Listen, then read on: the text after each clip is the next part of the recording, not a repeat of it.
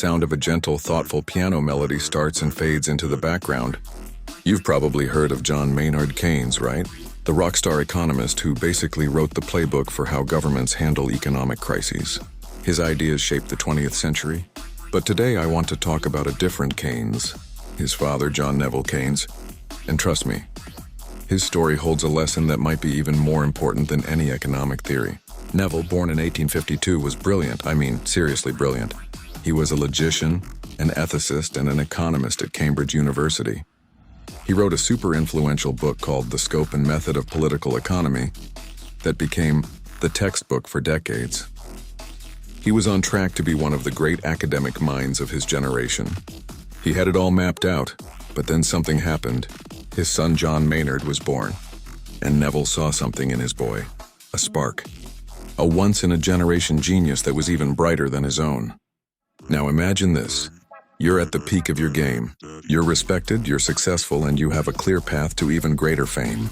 What do you do when you realize your own child has the potential to completely eclipse you, to soar so high that your own considerable achievements might look like a footnote in their biography?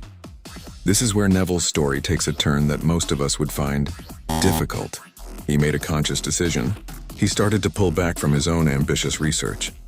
He turned down prestigious positions that would have taken up too much time. Instead of pouring all his energy into his own legacy, he poured it into his sons. He became Maynard's #1 supporter, his fiercest critic, his editor, and his most trusted confidant. He read every draft of Maynard's work, challenging his arguments, sharpening his prose. When Maynard was negotiating the Treaty of Versailles after World War I, it was his father, Neville, he wrote to almost daily, bouncing ideas and venting his frustrations. He essentially dedicated the second half of his life to being the foundation upon which his son's towering legacy was built. He lived to be 97 years old, long enough to see his son become the most famous economist in the world, and he never showed a single trace of bitterness or regret. His pride in his son was his greatest achievement. So what's the message here? It's a profound question about success. We're all told to build our own legacy, to climb our own mountain. But Neville Keynes' story offers a different definition of a life well lived.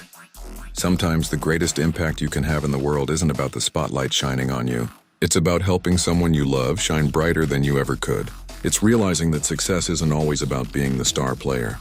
Sometimes it's about being the person who passes the ball, so someone else can make the game-winning shot. And in that, there is a quiet, profound, and beautiful kind of greatness.